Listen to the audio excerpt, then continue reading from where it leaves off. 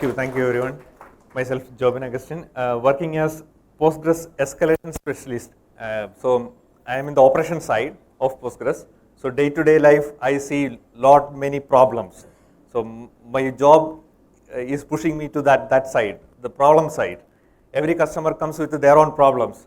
So this talk is all about my experience dealing with those customers and their problems. Okay, so this is an art in Geneva. It's called the broken chair. And in real life, I see a lot more artists and arts. So, but the problem is they don't have any clue how to fix it, and because the damage is already done. So many times I get a request, okay, please fix it, and we need to take it for a next Formula 1 race. Yeah, fix it. But the damage is already done. So I thought of telling you in advance that you won't encounter same mistake or committing same mistake again and again, and you'll end up in the bad situations. So if I want to summarize the entire talk in few words, this is one of the most common mistake. People coming from other backgrounds like Oracle or SQL Server, they comes with many preconceived ideas, and they try to replace their systems with the Postgres, thinking that it's one-to-one compatible. So please avoid that. Postgres is different because there are many overlaps, but looking only at the overlaps and trying to replace it, it's not a dicto copy. Yeah, there are a lot of things different in Postgres, and if you want to leverage the full capability of Postgres, the things need to be designed and tested for Postgres. So some of the infrastructure mistakes. People try to do their own compiled version. I see these cases many times. Postgres is open. You are free to compile your own binaries and put it into production. And in a normal laptop like mine, it takes only two minutes to compile the things. But please avoid doing that in your production system, because when we take the Postgres, it's basically a SQL processing engine. It's a database kernel which can process your SQL statement and store the data.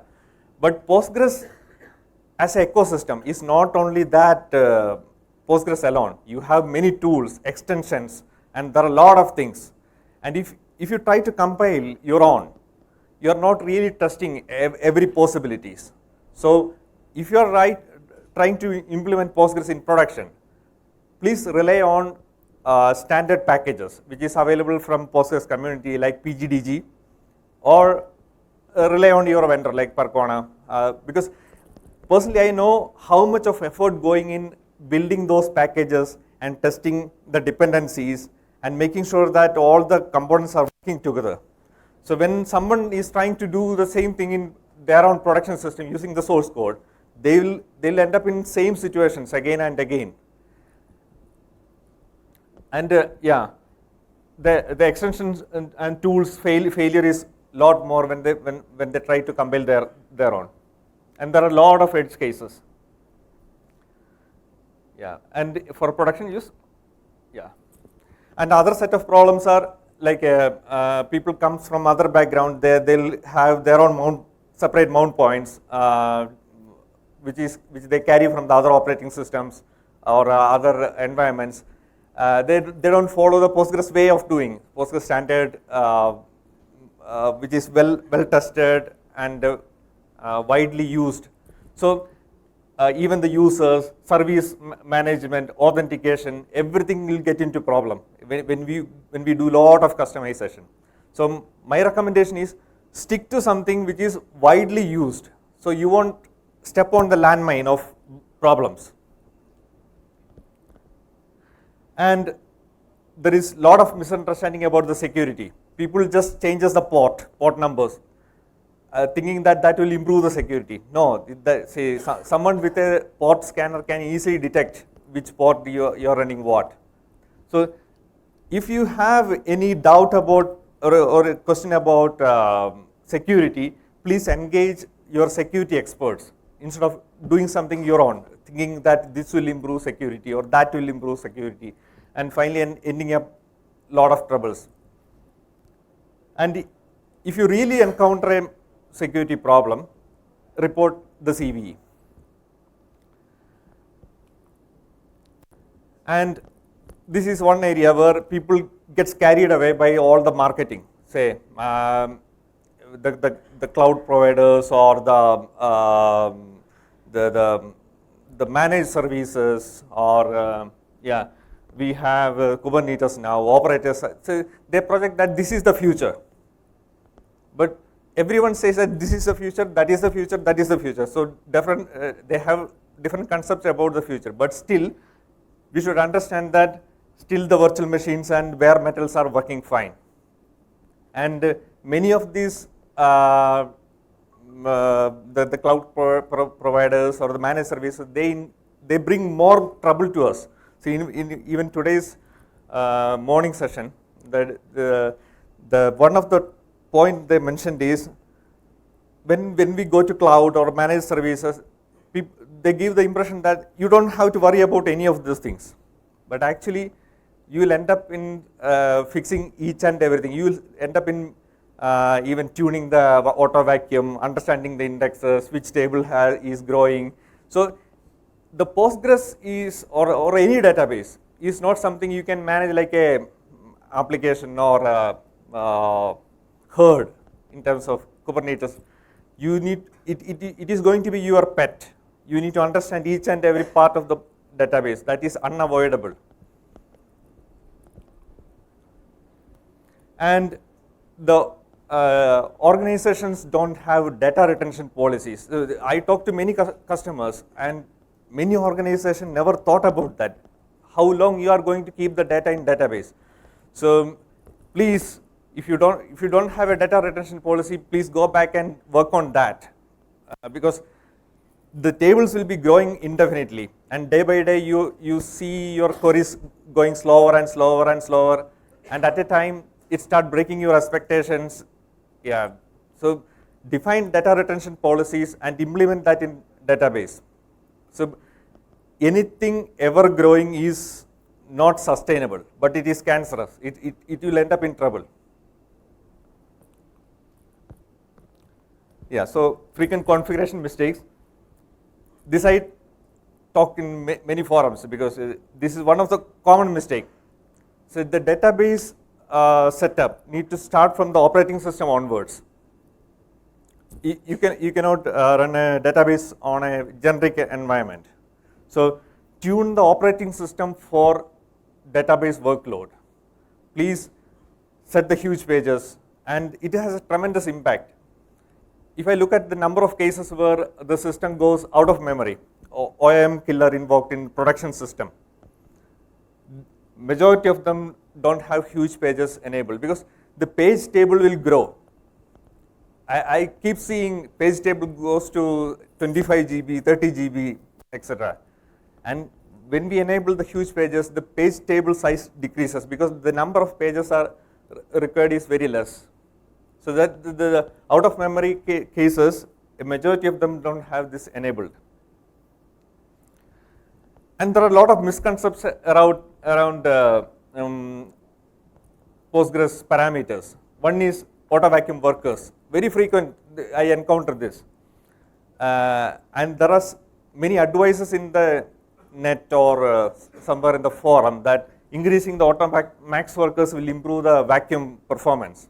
No, it won't. It works in the other way. When we increase the auto vacuum max workers, the vacuum cost limit, currently it is disabled as -1, then the other parameter, vacuum, there is one more parameter, vacuum cost limit, that will come into effect. So the cost limit will be divided among each of the workers.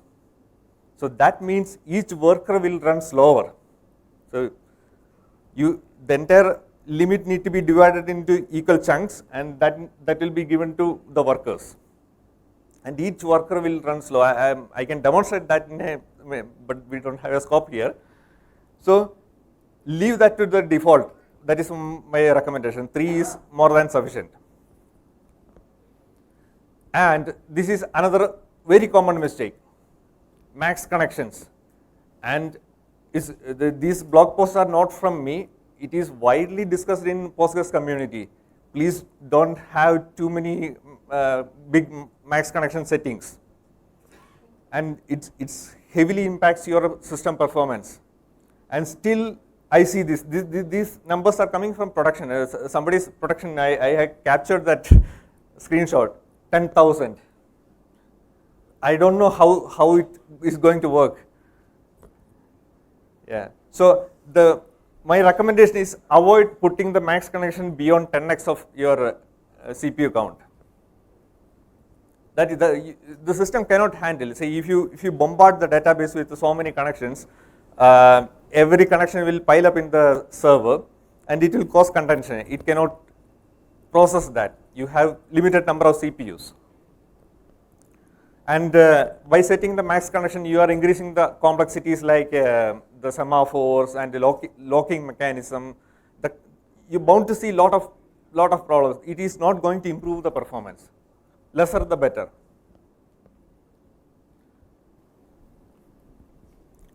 And another misconcept is, say, when we talk about vacuum tuning, the people generally ask which parameter I need to tune. And the vacuum cannot be just tuned by parameters. That's because all the vacuum related tuning parameters are based on thresholds, say how many dead tuples, the ratio. But vacuum has lot more things to do. It's not just handling the dead tuples. It has to do the freezing operation, for example. So those things are not considered when the vacuum is triggered. You cannot tune that part using just these parameters. And that freeze operation is going to hurt you more because that won't be a lazy auto vacuum. It will be wraparound prevention auto vacuum. That will be heavy on the system. So in production system, if you are seeing the wraparound prevention auto vacuum or aggressive auto vacuum, don't try to tune using some parameters. Instead, have a supplementary vacuum job. So it's very simple to implement. The sample SQL is a single SQL statement. You can schedule it. It is available in my Git repo. Please visit my Git repo. It's simple. That is the way to address that. So just by changing some parameters, you won't be able to fix that. And another thing is, always monitor your system's capability for concurrency and the ability to process multiple sessions at a time. So for that, the best mechanism is to watch these wait events. Postgres provides mechanism for watching wait events, and I have this scripts and a tool called PGGather, which will collect the data and analyze and report to you. Here we can see that this transaction ID is very high, and there are many log related wait events. That tells you that the system concurrency is very poor. This is overall performance or throughput from this database is going to be very bad. And if customer is complaining, okay, yeah, I understand, because it's not designed for that concurrency. And when we see that wait events, many people could be running select for update, blocking everything. So, and they try to, many times people try to improve the throughput by parallelizing things. So parallelism is not a solution when there is a contention. It causes more contention, more jam, traffic jam. And yeah, so the multiple times, even today I saw people discussing about this data type selection. It's a super important. So people coming from Oracle background or other database background, they wrongly select the data type. So if you just select numeric instead of integer,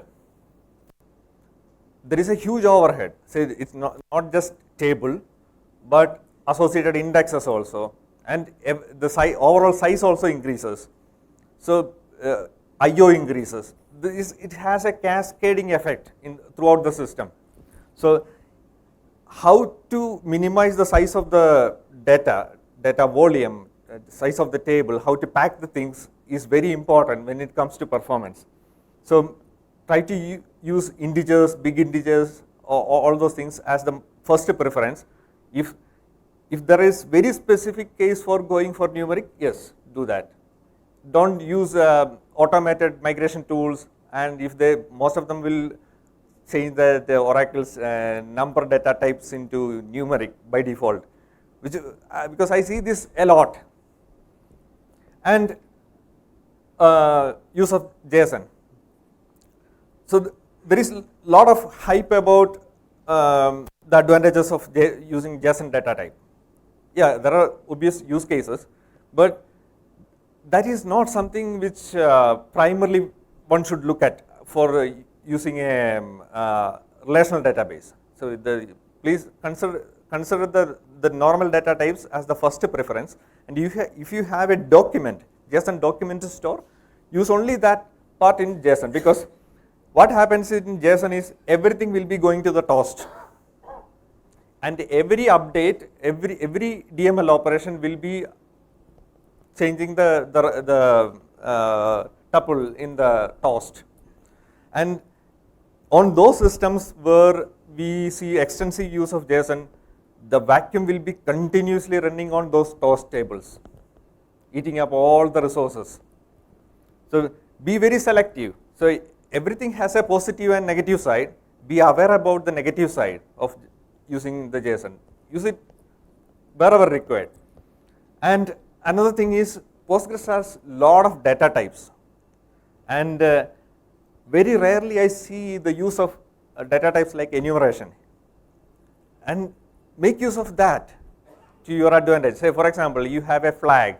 Say customers generally keep a flag as even a text field, varchar, and they store the transaction completed. This is written in text format, and they compare that text with for the search query, where status is equal to transaction completed.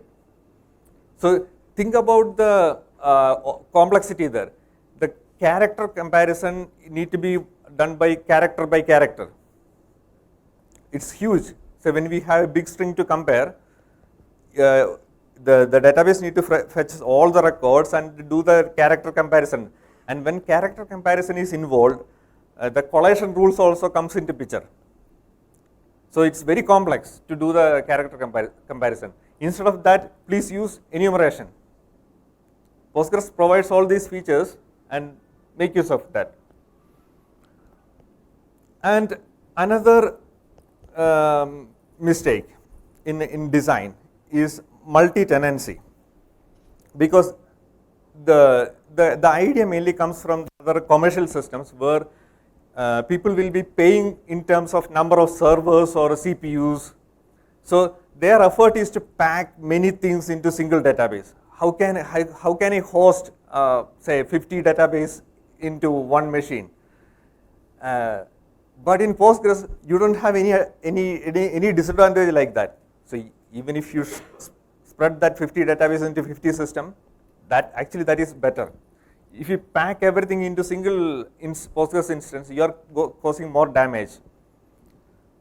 So when we have multiple databases given to multiple customers, what happens is the noisy neighbor effect will come into picture. So if one of the customer causes heavy load on the system, it will affect the performance of rest of the people.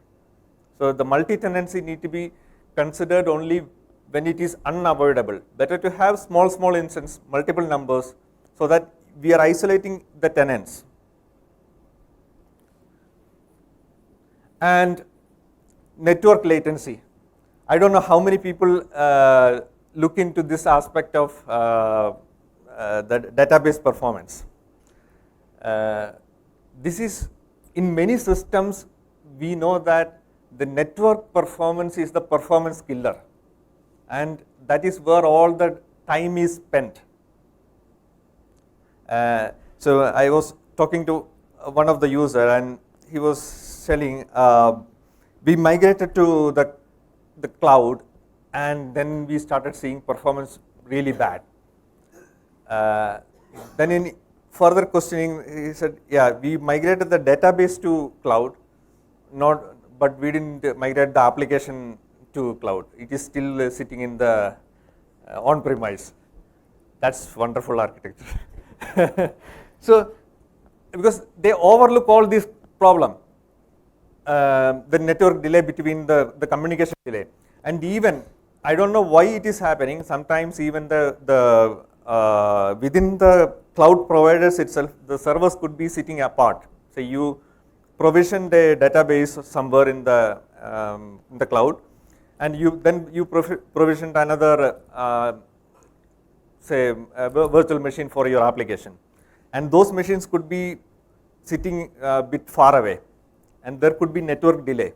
So please measure it. Say you use the right set of tools and measure it and understand your problem where it is slowing down. The Postgres provides all these wait event information. You can easily understand your system where it is slowing down and take decision based on that. Yeah, and another problem which people come is, say, when there are lot of contention or blocking sessions, they approach DBAs. So this is a this is a database problem, but actually the blocking sessions and all not a database problem, because sessions are created by application, and wrongly DBAs take charge of that situation and they terminate the sessions. And to my shock, I see cases where DBAs even scripted the termination. They created shell script to terminate sessions which are idle, and never do that because the sessions are owned by application. This is just like bank account. Your account is owned by you, even though bank manages it. And lately Postgres added a parameter called idle session timeout. So my first advice is never use it. And overuse of indexes. This is a big headache. So because every talk, every query optimization discussion talks about how to create an index, how to create index for improving the performance. But no one really talks about the negative effect of indexes. So I blogged about that in detail, the negative effects of indexes. There are 10 points. So at least you can understand, say, if you create an index, that will slow down your transaction performance, because every transaction need to update all its indexes. And in Postgres, you have the right amplification. So even though the column which you are updating is not indexed, that update will result in updating that index as well, because it's a separate row in Postgres. So the right amplification will result in lot more I/O. So if you have 5 indexes on a table, you should understand that you are creating 5 times extra work for transactions. So the transaction slows down, and the indexes need to stay in memory. So it will consume more memory, 5 times memory. And the indexes are generally, say for example, B-tree indexes. The data goes to multiple pages. In table it will be sequential in a single page, but in index it will be on multiple pages because it is a B-tree. So it requires more I/O. In fact, the index requires more I/O, more memory, and it more cache. So even the impact goes all the way till auto vacuum, because auto vacuum also need to clean up the index pages. So create index when it is unavoidable. There is lot more impact on the other side. So you could be speeding up one SQL statement, but you will be slowing down another 10 statements. And the data retention policies, please watch out for the workload. How many inserts are happening? See, in this case, we can see the number of inserts are very, very big, but the number of deletes are very less per day. That means that table is growing forever. So we have a problem. And another thing which people overlook is number of aborts. These are less number. I used to see numbers like millions of transaction aborts per second, per day. So the aborts has already taken the damage on the system, because the value generations are happened, the complete transaction processing is done. At the end, you are aborting. It's like you are traveling all the way to the another city, and in the exit door you are cancelling the trip and coming back. So all the work is done. So the system takes the toll. And the temp file generation. This is the impact when the database size grows. So your queries will be pulling out lot of data from the files and doing the processing. So all that won't be able to fit into the memory, and it will start generating the temp file. I see cases terabytes of temp file generation per day. So please keep an eye on that. So if you see that, you have a problem to address. Huge disk I/O. And yeah, so we have problems with the over engineering. So instead of people going doing in a widely accepted manner, if they do over engineering, they end up in lot more problems. So security incidents are happening. So one of the case which I was attending is when I investigated, I found that they installed Postgres from some unknown repository. Then I questioned them, so how this happened? And each node has different Postgres repository. Then they said that our organization has a very strict security policy, so that we won't allow the repository, the community repository or the Percona repository to add to our system. So we can only download the Postgres packages and install. So what that resulted in, they just Googled it somewhere, found that say Postgres RPM and downloaded it and installed it. So I said, say you messed up thing. Say if you download something from internet without adding repository, you are not improving the security. Now you download something which could be a Trojan. So the things which you consider secure may not be secure. So engage the security experts. And another problem is certificate authentication. So many people consider that as the solution for extreme security, but they don't have a certificate authority. They do a self-signed certificate. It is not much secure than your SCRAM authentication. It's not adding. So because people keep generating the certificate for each and every client, sending to everyone. So where is the security there? So giving a certificate to a client and asking the client, okay, come with that certificate and let me verify. So that won't add much of things.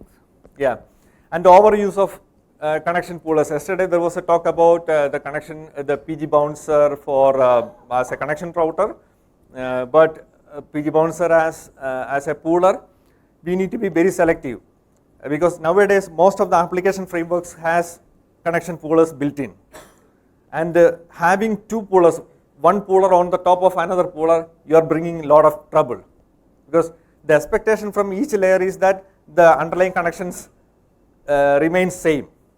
But if you have another pooler in between, its calculation goes down. So it goes for a toss. Yeah. So please be aware about that, and use external poolers. Say we should call this PG pool or PG bouncer as external poolers. Use them only if it is required. There is no other option. So if the application side pooler is there, you don't need it. And extensions. So we in conferences we talk about Postgres extensions, and people will again get carried away by all the talks, and they add extensions, every possible extensions. See, this is from a customer case. I see cases where a big list of extensions are created. And please remember that extensions uses Postgres hooks, and it has a performance impact. And even pgstat statement has a considerable performance impact. So use only those extensions which are really required on your system. And the extensions causes performance overhead, and the outages caused by extensions are more. So use only those extensions which are widely used and well tested and which you feel like unavoidable. And we have a lot of myths about high availability. High availability is not something which you install. It is something you get from the system. So there is metrics like a MTBF. So what happens is, if I say that I have high blood pressure, obviously the next question comes how much. But if I say I have high availability, no one asks further questions. We should ask how much you are getting, how much should be answered.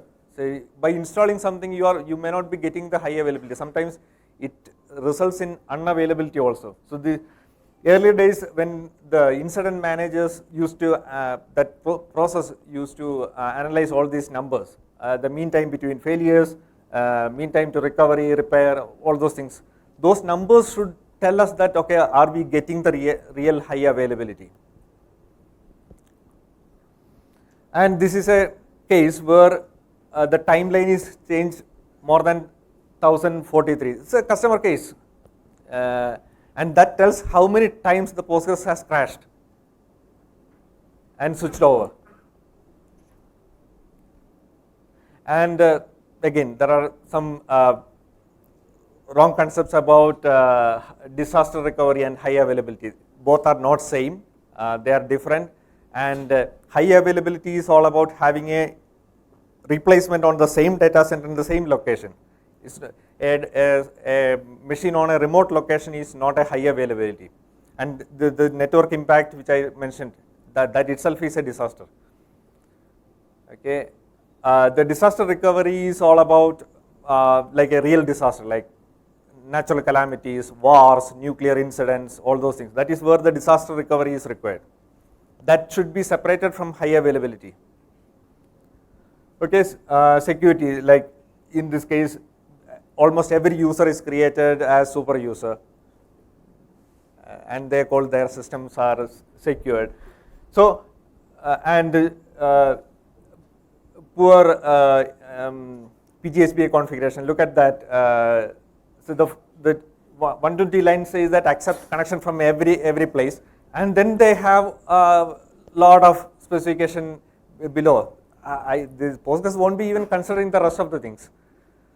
So, and for all these things, you need a good set of tool to analyze. And checkpoint tuning, most of the systems we miss this. This is a number one missing point. And always don't do overkills, over engineering, all those things are problematic.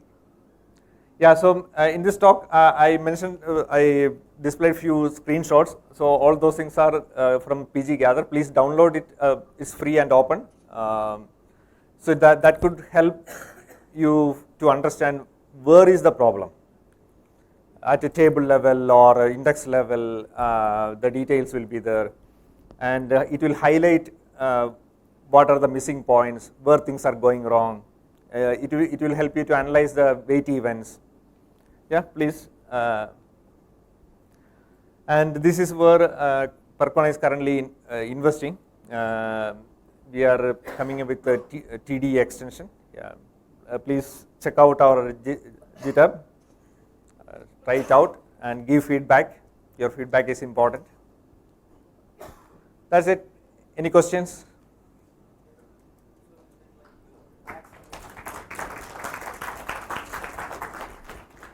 Do we have time for a question? Okay. So like max connection, like yeah.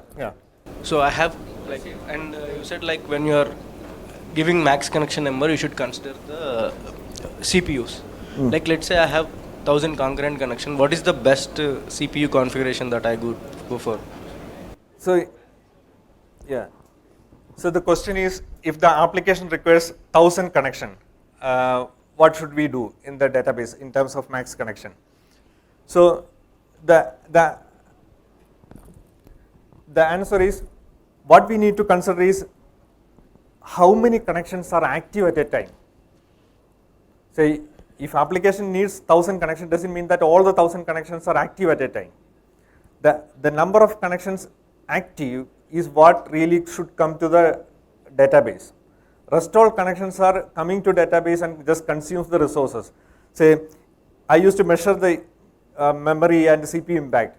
On an average, 10 MB to 50 MB overhead is there per connection. So if connection is sitting idle, the memory consumption is still there. So allow only those connections which are going to be active to the database. For that is the purpose of connection pooler. So if application side connection poolers are there,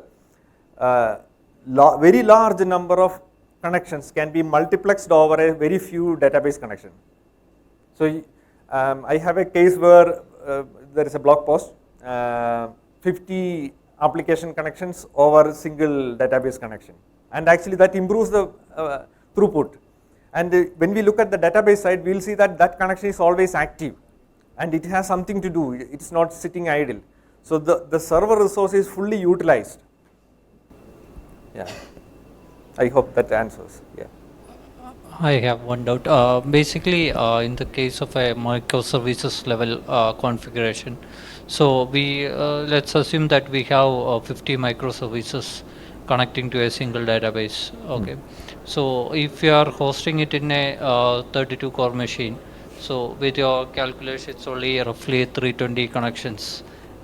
Your recommend with your recommendation. Yeah. So I feel like that is not sufficient for all the microservices. Even if we put the minimum active or max idle as minimum. Yeah, so when you have microservices, what you should consider is how many connections are still active. So there is a limit a database can perform, right? So the active connections is what matters. So use the tool and understand what at your peak time how many connections are really active, and if they are not active, have a PG bouncer in between, or if you don't have a connection pooler in between, have a connection pooler in between, so that large number of application connections will be multiplexed over few connections to the database. You may not need those many sessions sitting idle on the server side. Okay, thank you. Yeah. Thank you, everyone. One last question. Yeah. Go on.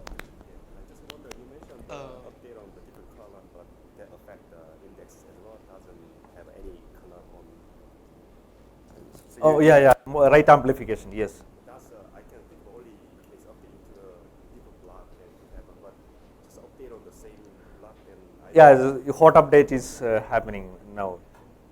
Is that what you mentioned? have multiple indexes.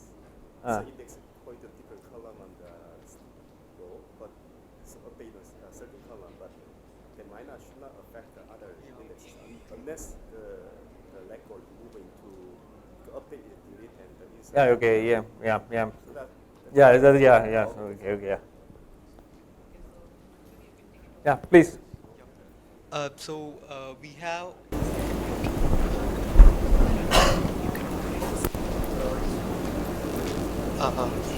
so we are using EF core in our application side, and we have the PG bouncer enabled, and we often encounter connection leak issues. So do you think using multiple pooling is a cause for connection leaks? Of course, multiple pooler over pooler is a regular mistake.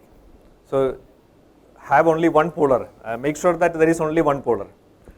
Yeah. So the application side pooler thinks that the connection which I am getting is from a real database. And so it may create a prepared statement or a temporary table or something. Say the prepared statement is very common, and then that uses an underlying connection from the underlying pooler. And next time when the application pooler goes and checks for that prepared statement, that won't be there available in that connection. It will be there with the other connection. So it causes a lot of mistakes.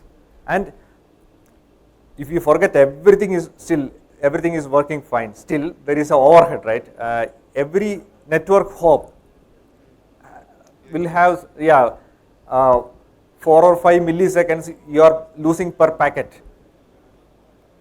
So the network impact is something you must measure. Yeah, so keep a watch on that.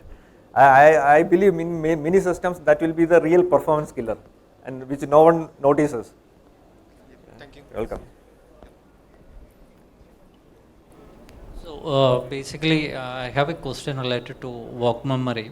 Yeah. Okay. So if is there any suggestion for if you are using a higher work memory, like if you are going with a higher, let's say if you are going with a 512 GB of RAM machine, and we are sure that we will be having a maximum of 1,000 connections from the application. So in that case, what's your suggestion on taking the work memory? Okay. Yeah. So my suggestion is Postgres parameters are in different levels. So you have global settings, which is you put it in a parameter file in Postgres, like which is applicable for all the connections. And you can have parameter settings per database, per user, per session, per transaction. So same parameter can be set at different levels. And if you have a very complex query, reporting query, which pulls a lot of records and joins, okay, do this work mem setting for that particular session or that particular transaction for a bigger value. Have a global setting like 16 MB or 32 MB at the global level, so that all normal queries won't get affected, and have this bigger number like 200 MB or 300 MB for that particular transaction or particular session. And the session can, when it is establishing the connection itself, we can say, okay, for this session I want this is the work mem as a connection parameter. But it cannot be done from the application side, right? You can add it to the connection string. Okay. Yeah. Okay. Yeah, I have a blog post for that. You can refer to that. Just search in Percona blogs. Okay, and one more question. The default is 4 MB, the work memory. So, is it a good thing? See, Postgres parameters by default is for the bare minimum usage. Like it should work on even an oldest laptop. That is a condition. That is not good for production use. So that's why I tell work mem should be some 16 to 32 MB by default. Okay. Yeah, so use the PG gather report, all these recommendations will come. Okay, thank you. Which work memory has been utilized for a period of time? Let's say 4 MB.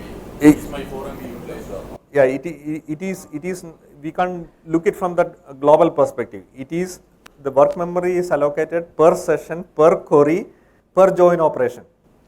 So if you have a SQL query with the 3 joins, each of that joins will have work memory allocated. So we can monitor from a global perspective. Yeah. Thank you. Yeah, thank you so much.